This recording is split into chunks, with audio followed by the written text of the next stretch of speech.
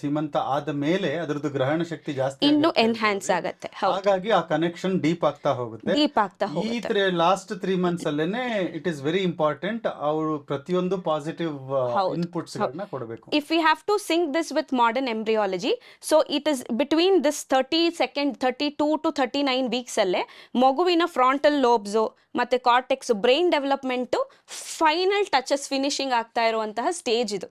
So ನಾವು ಎಷ್ಟು ಈ ಫೇಸಿನಲ್ಲಿ ನಾವು we can work, the output is a master piece.